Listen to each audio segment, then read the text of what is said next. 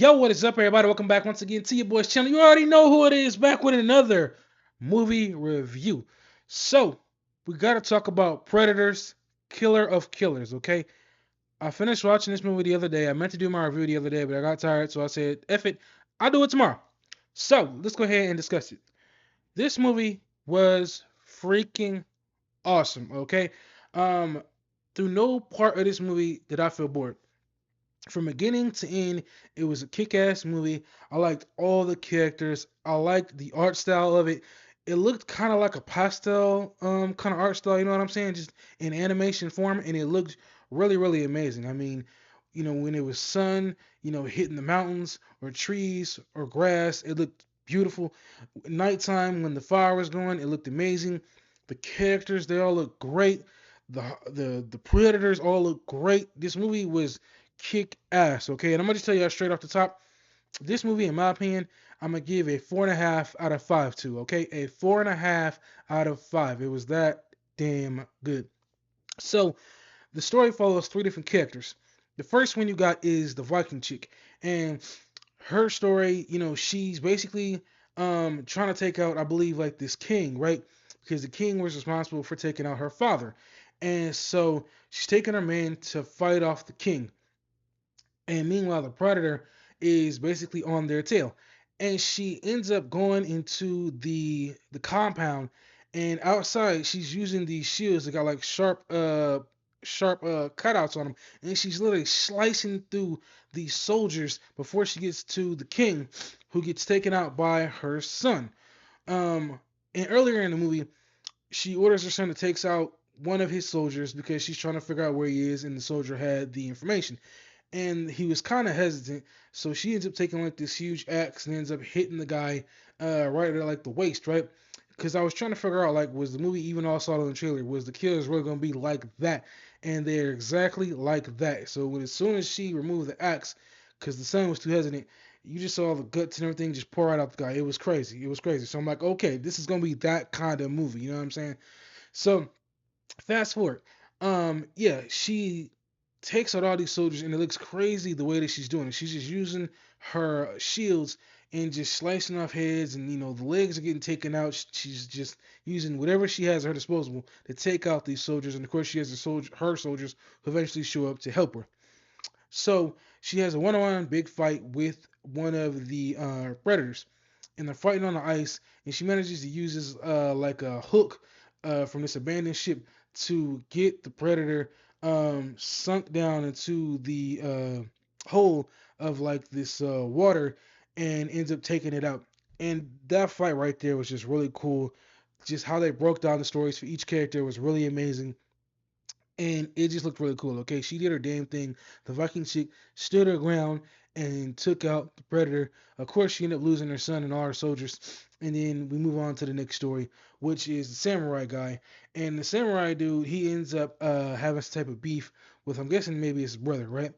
Him and his brother have beef since they was kids. I guess they had this sword fight. The brother ends up taking over the compound, and so then the other brother, I guess, he comes back some years later. He's going through all the soldiers, and he ends up fighting his own brother. And of course, there's another predator, and this predator ends up getting into a fight with the soldier that has a cut on his face, and the brother ends up fighting the predator, right? And it's done so wonderfully because you see him jumping off rooftops, and you see him trying to escape the predator, and the predator is taking out all these samurai guys, and it's just freaking awesome, right?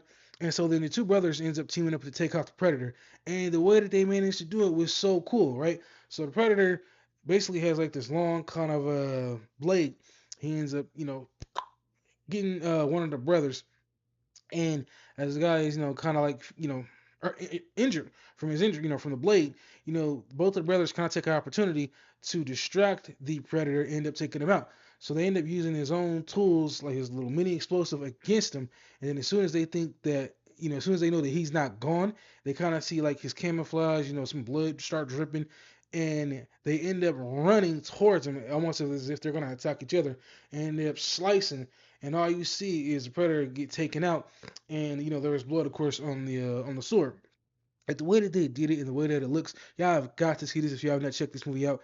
It is done very, very well. And so then, of course, the one brother who ran the compound, he falls over and dies. And then the story moves forward to the last character, and who's like a fighter pilot, right? Or at least he wants to be. And so the fighter pilot is working on some old, dusty, crusty, fighter jet, and all of a sudden they get some type of warning that something is attacking the soldiers in the sky, right? So everybody else takes off to fight the soldier in the sky, and realizing that they may need some help because there's some alien technology that was stuck in one of the ships.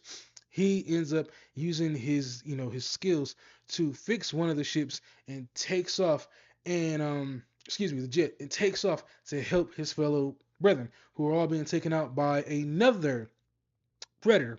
And so as he's flying, him and I believe his captain, they're working to try and defeat the predator. And he figures out, oh, it's heat that the predator is sensing, that he uses his ship to sense, them. So they fly high up into the sky, right? And the captain decides to sacrifice himself so that the uh, the young guy, he gets away. And so, he of course gets taken out. And then, of course, you get to like the next part of the movie where you see him in a ship along with the swordsman and along with the Viking chick, and they're sitting in this ship. So they're all from three different areas, and they all get captured, and so they all have to face the king. And the big fight, man, whoo, it was amazing. Um, they have to fight the king, but the king basically puts him in like this kind of like a he puts them in pretty much like a test where they have to face off against each other. Then he releases like this huge dragon creature that they all have to fight, and it goes down between two of the three characters, right? Because the kid, he doesn't want no part of this fight, but the Viking chick and the swordsman, the ninja dude, they go at it a little bit, even though the ninja dude doesn't want no part of the fight because he wants to, be like, look, I don't want no parts of this. I want to just get out of here. And that fight was really cool. Of course, it took the young guy to bring them together, and they all go after the king of the predators. And so as the stadium is sitting there watching, you know, the fight between all three of them and the king of the predators, it gets crazy. I mean, you would think like snap, he would take all three of them out, but he's basically just playing with them, toying with them like food, right?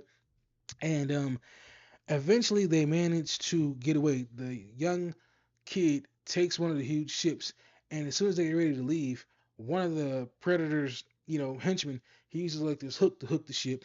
The chick, Viking chick, jumps off. Uh, she hits it with her axe, not her axe, excuse me, her shield, and it takes off the hook, and they manage to get away. And so at that moment, she gets captured. I'm thinking she's finna get killed, but she doesn't. The men, the two guys, they get away, right? And as they get away, the king orders all of his ships to go after them, and all of a sudden you see over the mountains, excuse me, the hillside, all these ships just rise and start going after them. And then you don't see what happened to them, but then you get to the end of the movie, and you see this room where all of these people are in like these pods and like suspended animation, and the Viking chick is being put in one of the pods in suspended animation. She's in suspended animation, and as they're going through, you see all these different characters. Nothing in my eyes look, recognizable, look familiar. And then they passed one last pod, and I can't think of the chick's name, but the chick who was in the actual live action Prey movie, the recent one that came out, she was in one of the pods. So basically, they're just capturing people, testing them out to see who is one of the strongest fighters among these humans, and she got captured. And I think the ice might have moved or something like that, and then it just clicks off. And you're like, oh snap. Okay, so instead of having the live action one, they're just gonna take it into an animated version with this chick from the live action movie in it. And that the movie, the ending, the action, the fight scenes, everything about this movie was really good. Like I said, the pastel type color, I think in my opinion that's what it looked like. It looked beautiful. I would recommend this movie to anybody. I gotta check this out. It is awesome. Like I said, a 4.5 out of 5. I was not bored through any of it. The action, the fight, everything about it was fun. Okay. I liked all the characters. None of them I thought were boring or uninteresting. I liked them all. Okay, it was funny at times, it was serious at times, and it was action packed. Okay. Anyway, that's all I got for this movie review. I appreciate every last single one of y'all for watching. Please give this video a like, a thumbs up, subscribe. I'll catch y'all in my next video. Peace, and I'm out.